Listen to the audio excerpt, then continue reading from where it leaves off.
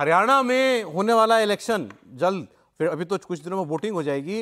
वहां अनिल विज जो पूर्व खट्टर सरकार में गृह मंत्री होते थे और फिर नाराज हो गए जब खट्टर साहब की जगह सैनी साहब को मुख्यमंत्री बनाया गया, क्योंकि उनको लगता था कि मैं सबसे सीनियर हूं, मुझे बनाना चाहिए। उनको तो वो तो 2014 से कह रहे हैं मुझे बनाओ। खट्टर साहब को जब पहली बार बनाया था तब भी वो नाराज थे।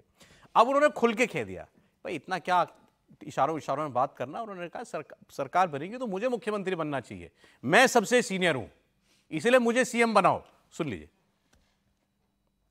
मैं हरियाणा का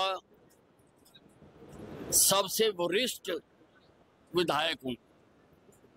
6 बार मैं एमएलए बन चुका हूं और 7वीं बार मैं चुनाव लड़ रहा हूं। मैंने आज तक पार्टी से कुछ नहीं मांगा है, लेकिन इस बार मेरे ऊपर हरियाणा की जनता का, मेरे शहर की जनता का बहुत दबाव।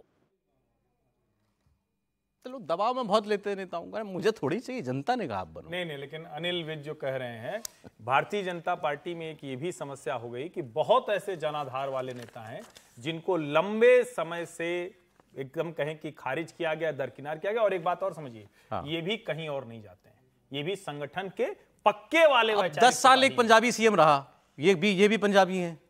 सवाल पंजाबी होने का नहीं ना, आप विचारधारा के आधार पर पार्टी इतनी बड़ी है, किस आधार पर? हरियाणा में आप पंजाबी कौन, गैर पंजाबी कौन, हरियाणा पंजाब सब एक ही राज्य सर, सब जाति देख करके करते हैं सर। क्यों आपने फिर एंटी मतलब गैर जाट आपने क्यों सरकार से? वो पॉलिसी तो गलत है। देखिए, मैं हरियाणा में गया पिछले चुनाव में, तो जो बीजेपी के समर्थक लोग मिलते थे वो कहते थे कि भाई नेता तो हम लोगों का अनिल विज है। अच्छा, मुझे भी मतलब इतना नहीं, इतना मुझे जानकारी थी, ये तो था कि सीनियर नेता है, लोगों की सुनते हैं। बोले कि वहां जाइए तो कोई काम होता है, तुरंत बात होती है, खट्टर साहब के यहाँ तो जाना मुश्किल है। तो बोले कि नेता अनिल विज हैं, उनको कोई कुछ बना ही नहीं रहा। अच्छा, ये कई जगह से जब ध्वनि मिली तब मुझे सोचना पड़ा। अनिल विज डिजर्व करते हैं आप बोल रहे हैं? हाँ, बिल्कुल डिजर्व करते हैं। 2014 में जब भारतीय जनता पार्टी की सरकार बनी तो उन्होंने कहा, बयान अभी बता रहे थे कि तब मैं और रामविलास शर्मा 2 दावेदार थे। बोले खट्टर साहब टपक गए। बाद में जब मेरी दावेदारी बनी तो सैनी साहब टपक गए। बोले अब बोले मैं कब तक इनके बीच में झूलता रहूंगा।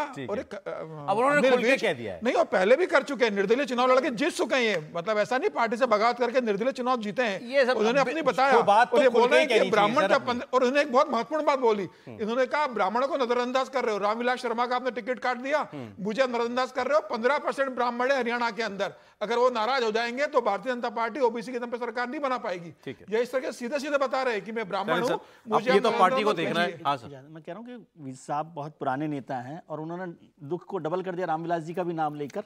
लेकिन शायद आजकल वो आज की जो बीजेपी है उसको नहीं देख रहे हैं। वहां सीनियरिटी का मतलब नहीं है ना। अच्छा।